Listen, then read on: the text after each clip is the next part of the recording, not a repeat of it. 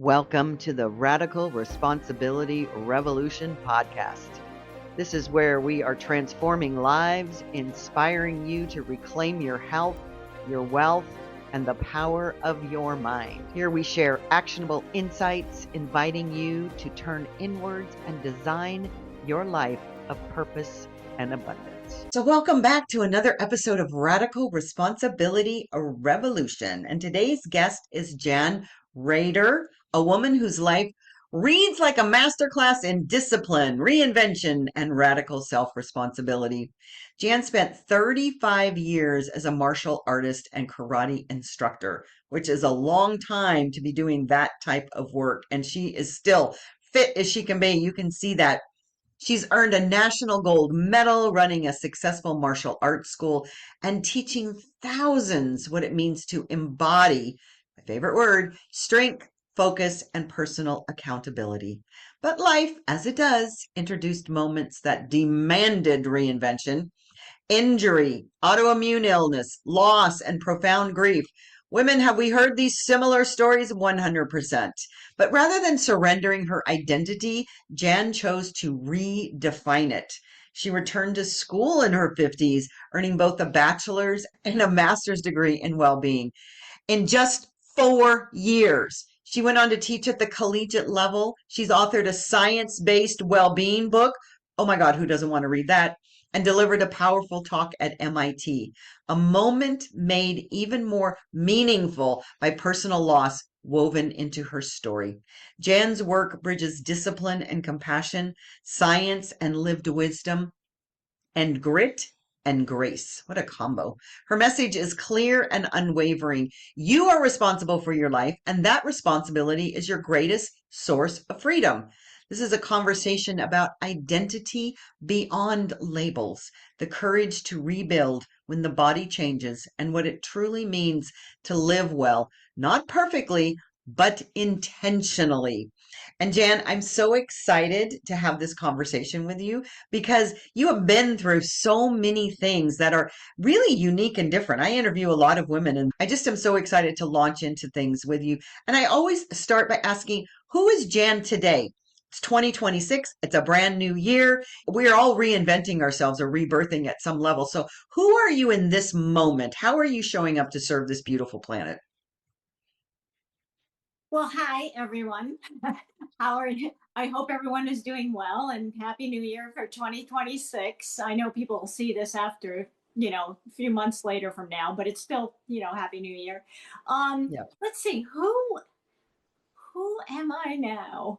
I think, I'm still keeping on. That's what I'm doing.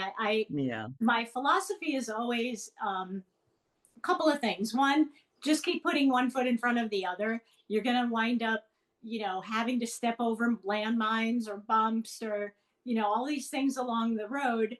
Um, but if you just keep moving forward and having a positive attitude, so that's kind of what I focus on. I'm really, really very focused now on gratitude because it is such a powerful thing. It's so simple, but it's Mhm. so powerful and it's free. I mean, you don't have to go and pay anybody to talk about your gratitude. You can just be Mhm. grateful for the small things. And I think people forget about that. They think, Yeah. and I'm not talking about gratitude lists.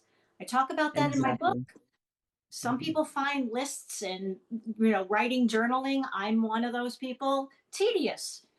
It's not about that. It's about, why are you grateful for that thing? Because we're trying to rewire our brain.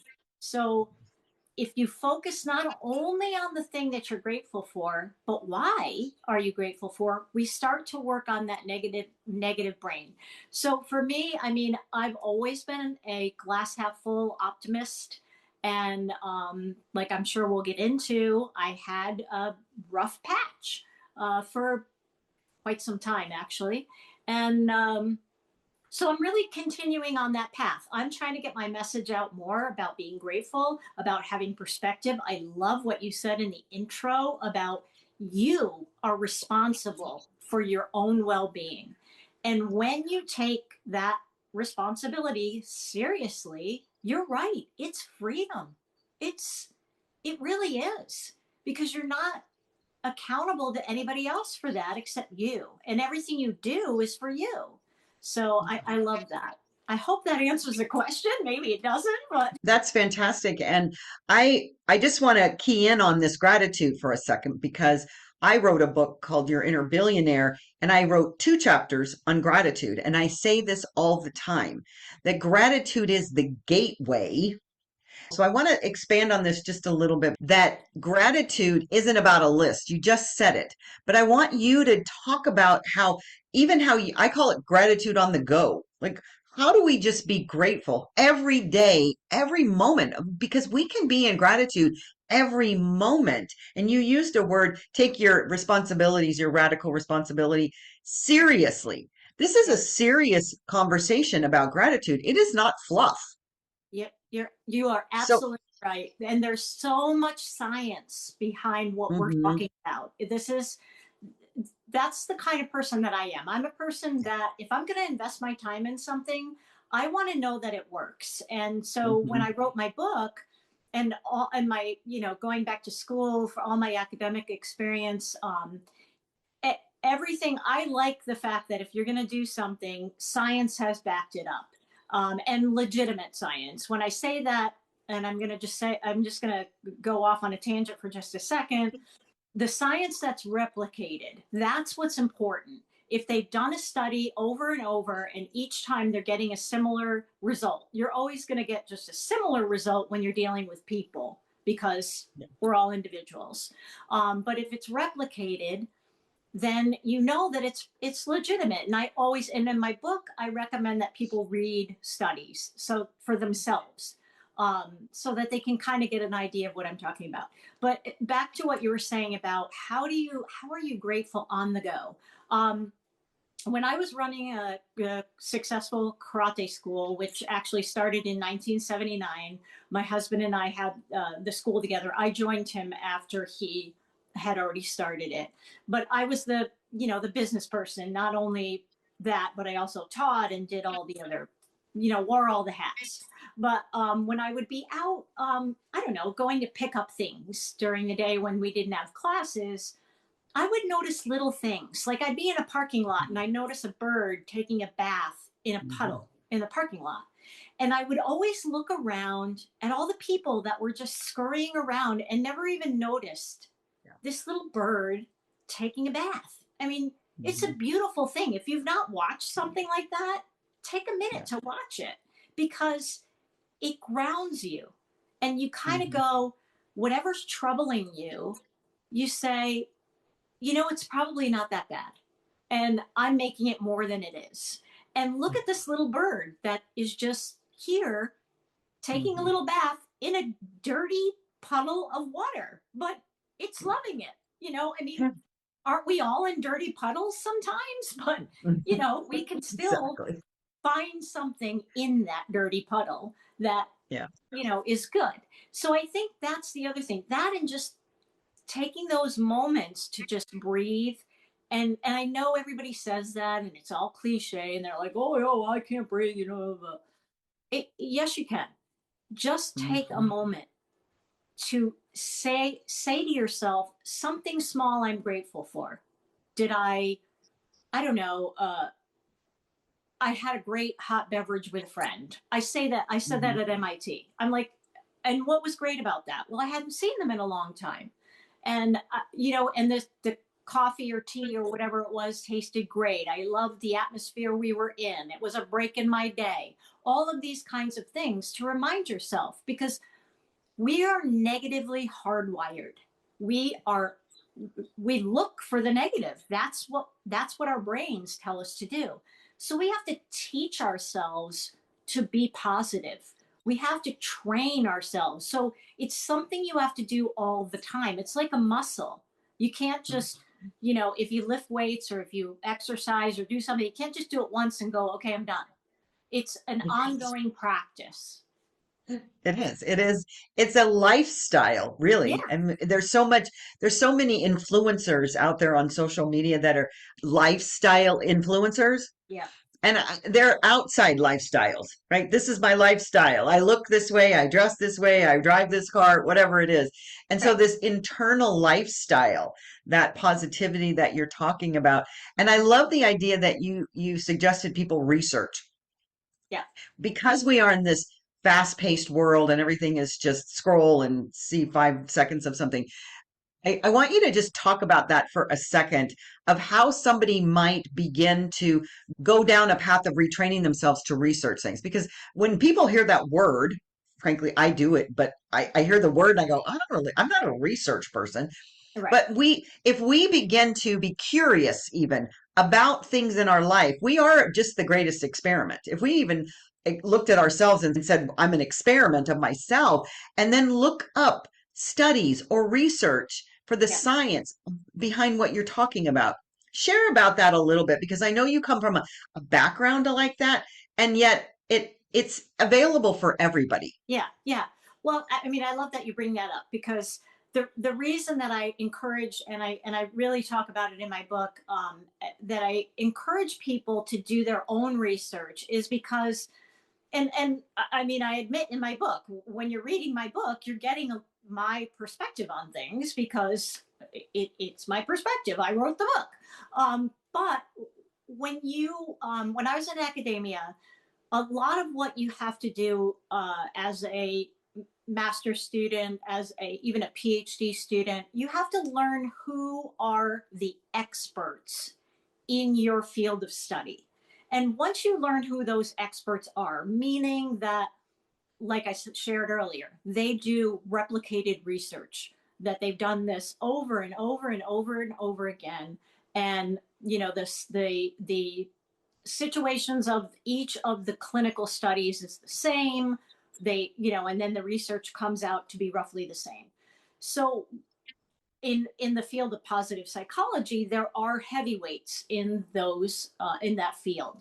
One of the Actually, I'll give you two names. Two names are Martin Seligman, Seligman. Martin Seligman. He is the father of positive psychology. That's what they consider him. And so anything written by him, you're going to be safe. In the back of my book, I actually give a bunch of resources to people that they can read themselves, because, and I love it. I encourage people, read it, read some stuff, and then contact me, because you may have a different perspective than I do. And then Right. we're sharing. Another person is Barbara Fredrickson. She has 30 plus years, could be close to 40 now, of studying positive emotions. She started doing that work when everyone else was studying negative emotions. And those are easy. I mean, negative emotions are Mhm. easy to spot. Positive emotions are harder to spot. Right.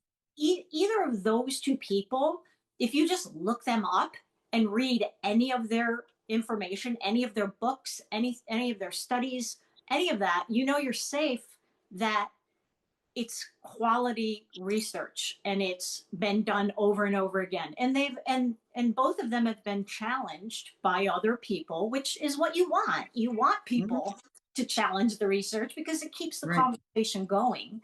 Right. And they've risen to the occasion of these challenges.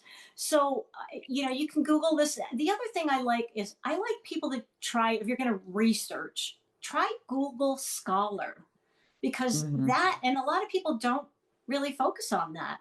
Right. Google Scholar is a little bit deeper. Sometimes you have to pay for articles, or you can go to your local Mhm. library. If you find an article that maybe you don't want to pay for, but you want to read, they may have it at your local library. You can go to academic libraries. Sometimes they'll allow you to read those things.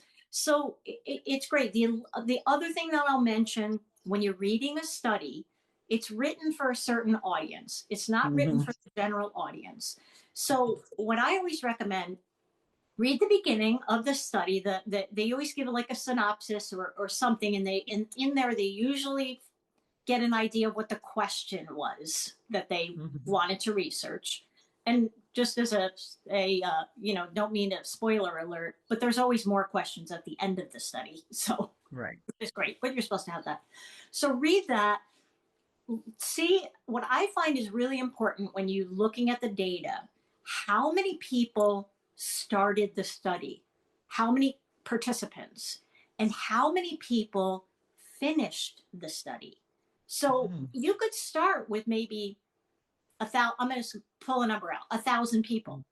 But if Yeah. 200 only finish, that's not that great of a percentage. Or if 10 Right. only finish, it's not that Right. great of a percentage. Not that the information isn't valid, but it's only 10, 15, 20, 100 people.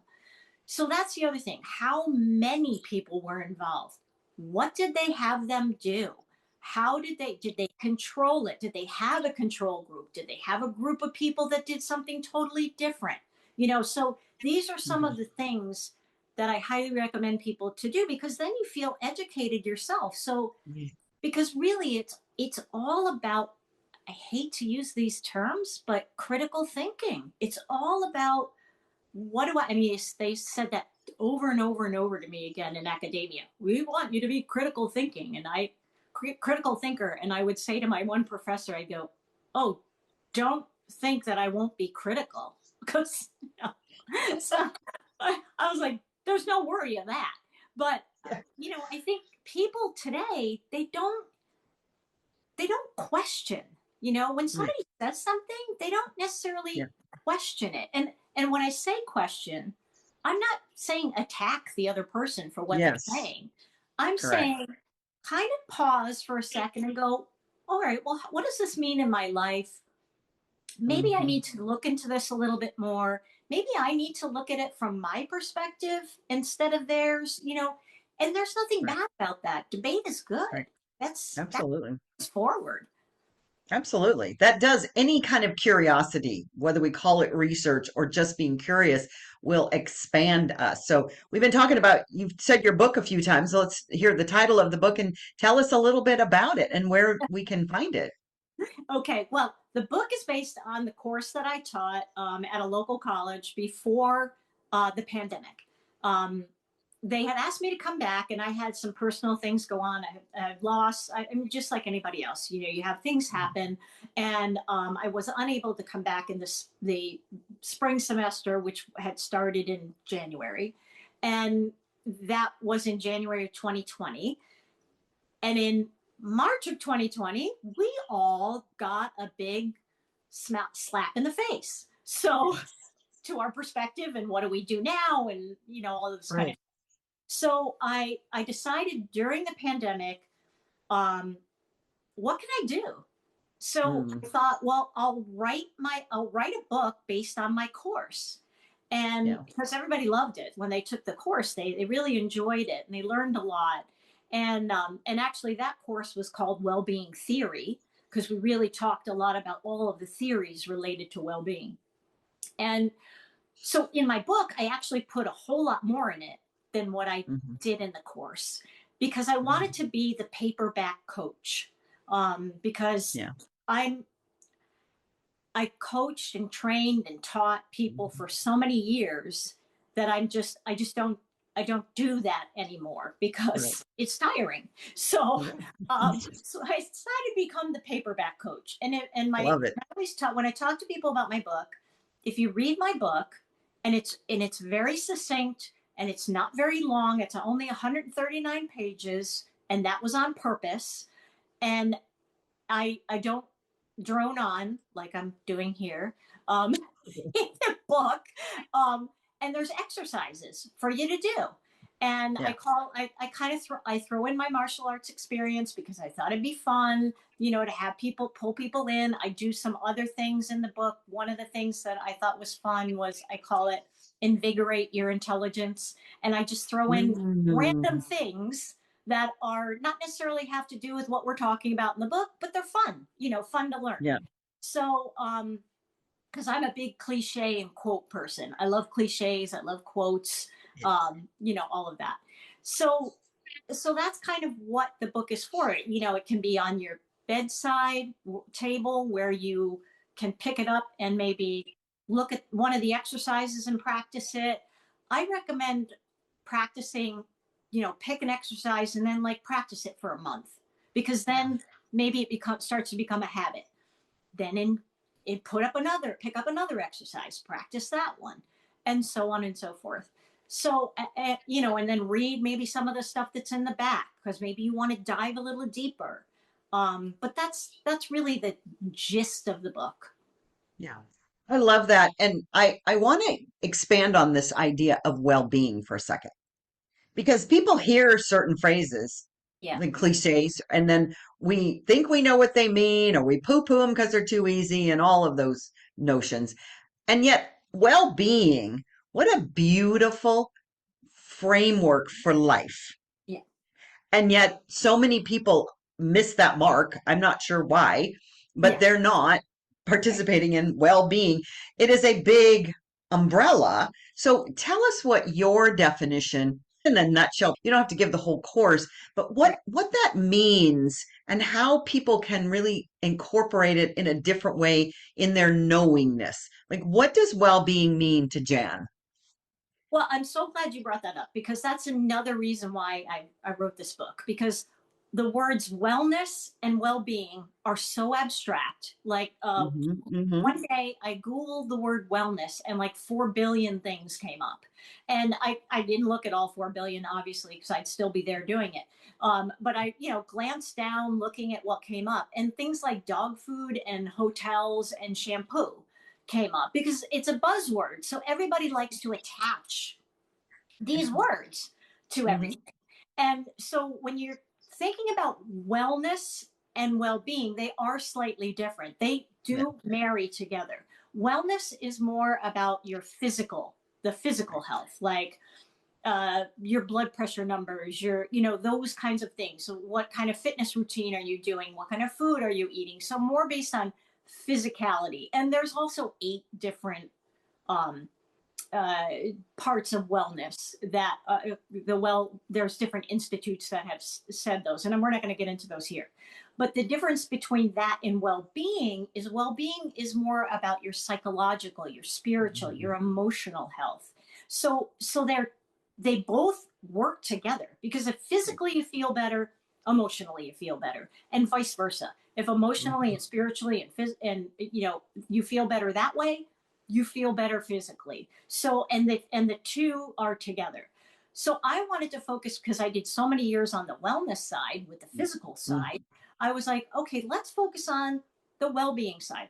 So when you think about that, the your spiritual, your emotional, your psychological well-being, that is like, how are you feeling right now? What is happening with you? Like I mentioned about the being grateful, that's has to do with those parts of our lives.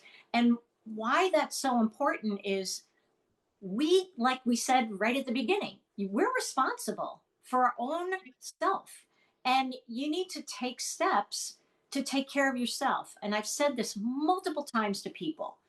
We're all on a train, and Mhm. people get on and off that train. Yeah. But you are on your train from birth till death. And if you don't like this, and if you don't know Mhm. who this person is, it's going to be a Mhm. pretty crappy train ride. And when Pretty. other people get on, you're going to bump into them, and it's not necessarily going to be that great. So Yeah. so it's better if we're focused on ourselves. It's not selfish. Helps us to show up better in every single aspect of our lives. So Yeah. that, I hope, answers the question as much as I can Yeah. answer it, because it's very abstract. Absolutely. Well, and it's abstract, but it is also based in that research and that science, Yeah. because that psychology that you were speaking about positivity, positive energy as opposed to negative energy. So I want to just explore that a little bit more, Yeah. because unfortunately, positivity is another one of those words. Right? So Right. people like, okay, that's just being Pollyanna. It isn't about being positive when bad things happen. It's about having that attitude throughout your day of looking at life with a positive lens. And it doesn't mean that you can't have something bad happen to you and react to it. However, there is this difference between, and you just said that, the person on the train that's always in that bad frame of mind, whatever that looks like. But let's talk about just a second from the research that you have done, that you did incorporate in the book, and I know the experts that you talked about the positivity, but I also want to talk about what an impact the negative energy has on people, because I don't think it is well known supposedly, but I think it's important to just call it out. When we have that energy or those negative thoughts all the time, how does that impact us also from a wellness perspective, a physicality? Share what your experience and research was around that.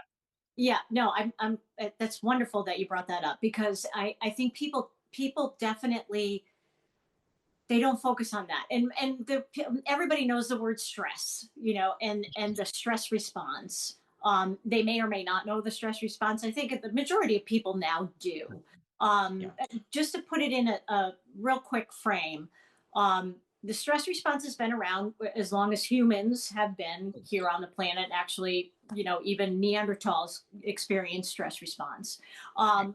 But the difference now versus when you're talking about our ancestors, once once the threat had passed, we all went back to balance. And meaning, like, an apex predator is chasing me and now I got away from it and Yep. everything went back to balance. Unfortunately, the way it is now for us is the stress response can happen 24/7, because we are physically, we respond to a deadline at work, a news story that you see 24/7.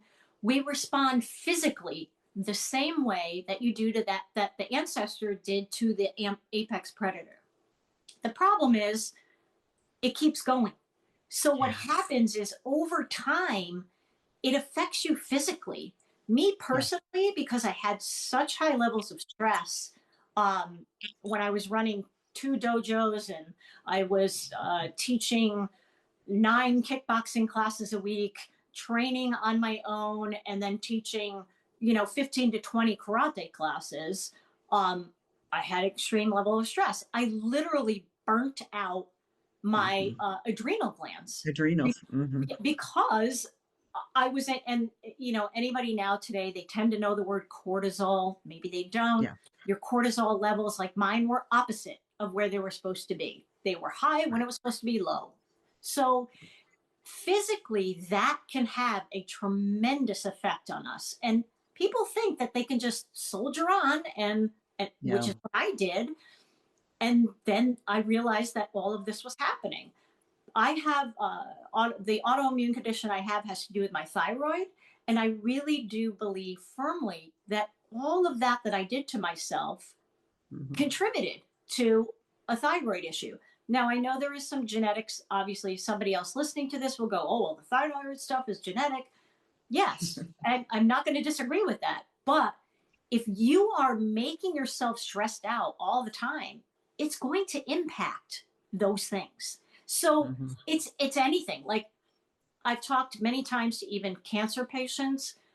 The more you stress out about what's going on, the Hmm. worse you make your treatment. You don't help yourself by Right. getting worried about it. And I understand when you're talking about getting a diagnosis that's so incredible like that, Hmm. of course, everybody's going to be stressed.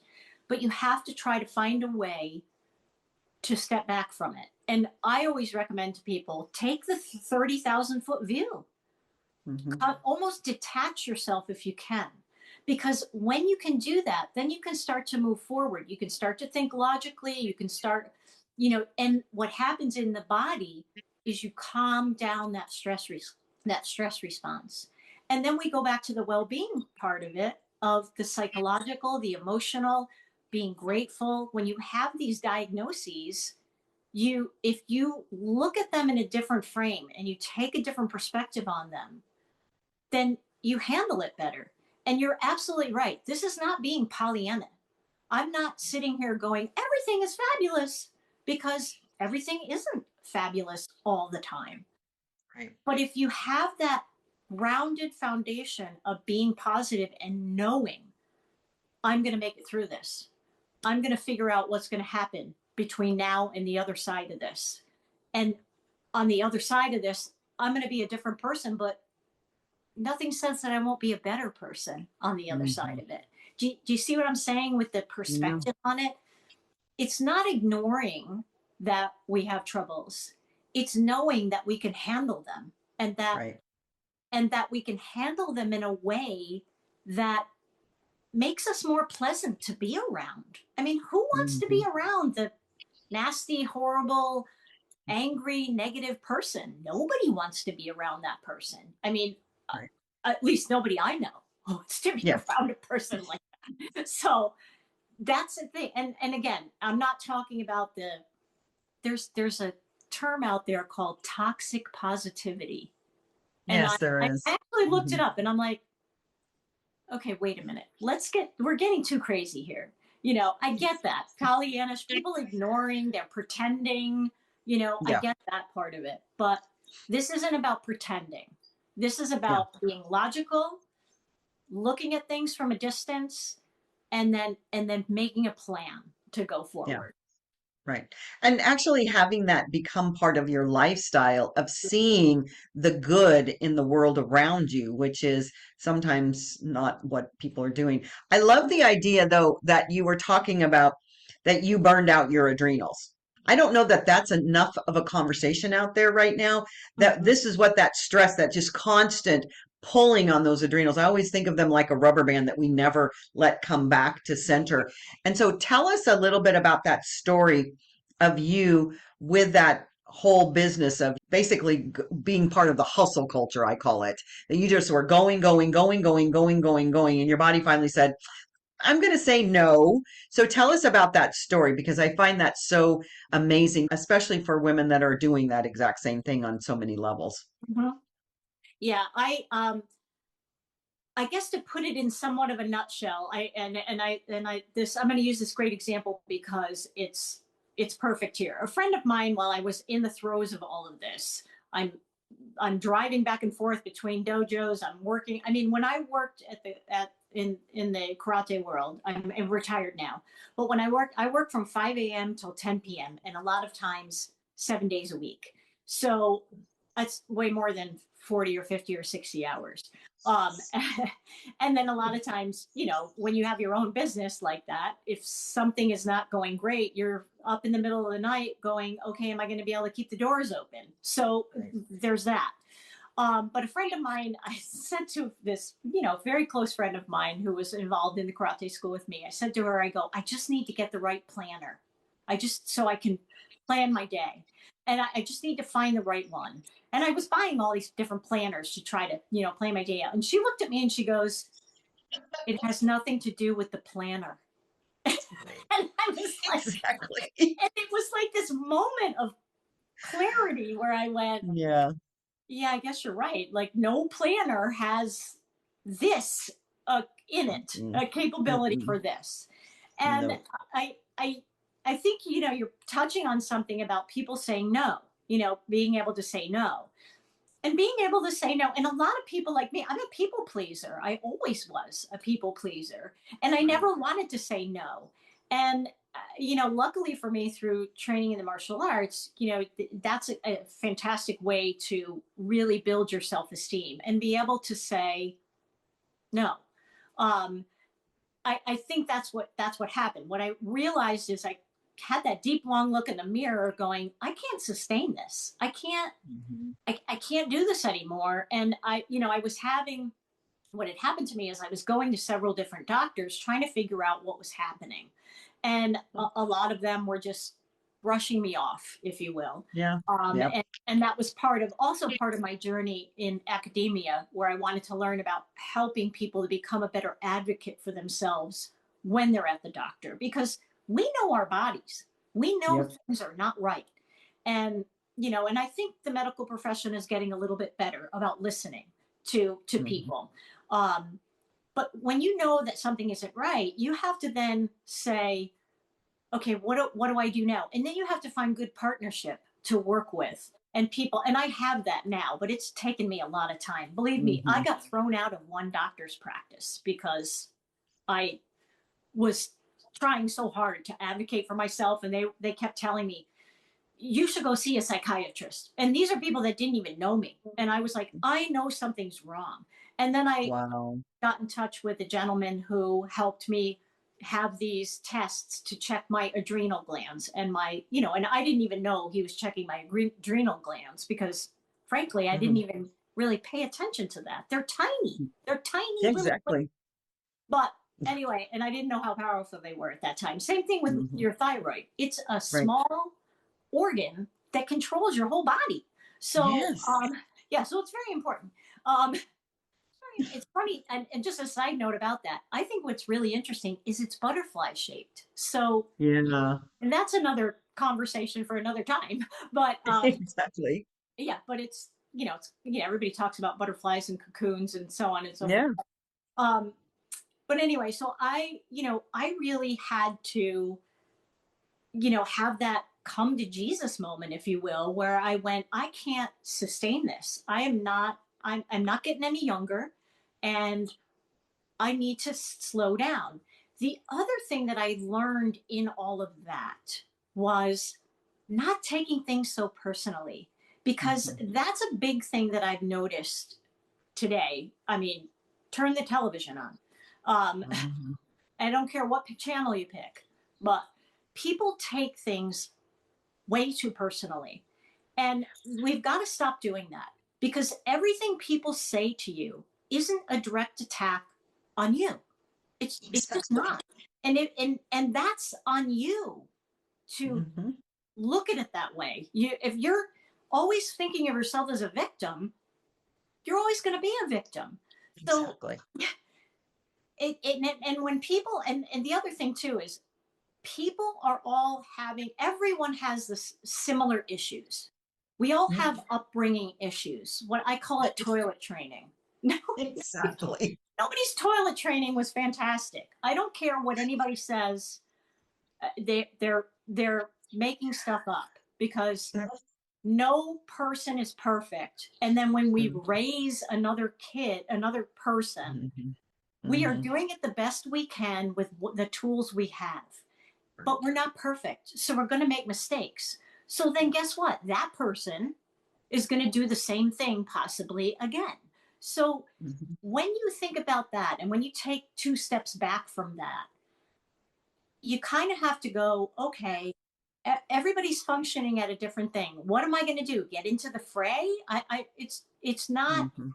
it's not the way, it's not the way to handle yourself in the correct way. And that's not to say that if somebody is cruel to you or mean to you or whatever, that you just like lay down and take it. That's not what I'm advocating here. What I found is 99% of the time when somebody's upset and you just happen to be in front of them when they are, it has nothing to do with you. Right. And we make it about ourselves because we're people and we Mm. look through these lenses. That's it. But 99% of the time, it has nothing to do with you. It has to do with something that happened to them or something that they're going through, or, whatever. So these are all things that contribute to what I talked about earlier about the stress response. These are all things that I always recommend to people. Take a step back for a second, ground yourself for a minute, and go, especially when you're talking about somebody saying something to you. Mhm. If Mhm. you just say, where is this coming from? What's happening here? Right. Half the time it has nothing to do with you. So Right. if you remove yourself from that, then you don't get so upset. Do you know what I mean? And make the situation worse. Um, Yeah. but I have a whole talk about that too, Yeah. that I do with people about how to, and I bring in the karate references and stuff, because Yeah. I fought over 10,000 rounds. And the minute you take something personal, like if somebody hits you and you take it personal, Right. you lose. Right. So, Yeah. Yeah, I love that idea that don't take something personally. Don Miguel Ruiz wrote the Four Agreements, and one of those four agreements is don't take things personally. And you're absolutely right. We as a world these days take everything as a slight. right. And it's just one of the best pieces of wisdom that you could have shared at this moment. Yeah. So, how would somebody connect with you if they wanted to hire you for a speaking engagement or check out your book? How do we connect with you? Well, I have a website, selfcaresensei.com. I've been Okay. working very diligently on my website. I'm lucky to have a lot of great people that have been helping me with that. My book is available on Amazon. It's available on Barnes and Noble. If you just Google it, Strive Yeah. for More, M period, O period, R period, E period. I don't know how if your viewers can see it back here. I can't see it, but that's okay. I'm going to put all that in the show notes. So all the information will be on the show notes. There we go. Stop for more. Yay. um, that I'm on LinkedIn, I'm on Facebook, I'm on Instagram. Facebook, I'm Self Care Sensei, also Jan H Raeder. Instagram, I'm Self Care Sensei J Raeder, Jan Raeder, Jan H Raeder on, actually I think it's just Jan Raeder on LinkedIn. Um, and it's so timely that we're doing this today on Wednesday. For well Mhm. over a year now, I've been doing posts every Wednesday, and I call it the What Went Well Wednesday. And Oh. I encourage people to think about something that went well for them. And and of course, every week I have an image, I pick something different, we talk a little bit about it. And Hmm. then I encourage them to share, because I'm trying to shift this negativity that's out there. Let's focus Hmm. on what happened to us. What's great? What's a good thing that Right. happened to us? And it's something I think that's still growing, but it's been over a year that I've been doing it, and Hmm. it's fun. I like doing it. And some weeks I get a lot of people, weeks I get a couple people. So maybe that's something that your viewers would be happy to join in. I would love Absolutely. people would join in. Yeah. Yeah. Yeah. I'll put that in the show notes as well. Yeah, it's So, fantastic. so it's 2026 and we're all starting anew. And it's the number one year of numerology for those people that follow that, which is a rebirthing. It's the newness. We've just come out of this crazy 9-year cycle and everybody's experienced 2025. I thought 2025 was great. However, a lot of people think it was very chaotic. And so, from your perspective, because you've talked about not taking things personally and this whole Wednesday of what went well, those are amazing downloads for people to even think about doing right now. For you, what is your best wisdom that you can share with this audience that's mostly women in midlife that they can now incorporate in 2026? That's actually a tough question, but I would say, from my perspective, I think making yourself a priority, and because we're not getting any younger, and when you make your as women, we take care of everyone else first, and that's not a bad thing. I think it's a great thing, and we have this ability to nurture people, and Mhm. that's like a superpower, I think. But we also need to turn it back onto ourselves. We need to nurture ourselves. Take some time for you, like really good time for you. Um, I don't know. Do there's so much research on just walking. I watched your Mhm. video on Facebook about how you were walking and you bumped into these people, and That was which fun. was fantastic. I love that. Yes. The people watching this can go and watch that video because it's really fun. Um, but take time to do something that you enjoy, that you like, Mhm. and that fuels you. And the gratitude, what went well, that's one of the Mhm. exercises in my book. What went Yeah. well and why? Do that every day. If you want to write it down and you're a journaler, then definitely do it. If you're not a journaler, I do it as part of my nighttime routine. I think Mhm. about what went well that day, and it really has improved my sleep. It's made my Mhm. next day better. Um, and it's just given me that moment when things feel crappy, or something bad is happening, or something is coming down the pike that I think is going to be bad. If I focus on something small that was good, Mhm. it shifts my perspective. So I Mhm. think that's it. Taking care of yourself, basking and steeping yourself in things went well for you, that you cherish, that mean something to you. The last thing I would say is reach out to a friend that you have not spoken to in a while, because that's another thing. That's the R in the more framework, is relationships. Extremely, extremely important. It is the foundation of having a well lived life. is good, solid relationships. But they don't happen on their own. You need to nurture them. You need to, you know, you need to work and put effort into them. So that would be my other thing. Treat yourself better, love yourself, be grateful for things that you have, do something fun that you like, and connect with somebody that you haven't talked to in a while. And I love that you talk all the time about these, manifesting moments. A lot of times if we think about somebody, all of a sudden maybe they'll text us Mm-hmm. or they'll call us. So that kind of thing. And then you can say, oh, I was thinking about you. Yeah. Just do those types of things. These are all things everyone's heard. You just Yeah. actually have to do them. And if And you we do, can, you'll feel a difference. yeah, they can all start, everybody listening, you can all start now, right now. That's As soon right. as you're click this off, you can start now. It's all, well, some of the self-care may not be free if you decide you want to get a massage or something, but most of it is free. This is the beauty of self-care Yes. and well-being. It Yes. really truly is free. Yeah. And so beautiful, beautiful nuggets of wisdom. All it is up to the person that's listening is to do it. And Yeah. that is what is so lovely. And I just think everything you've shared is so incredibly relevant. It isn't trite in any way.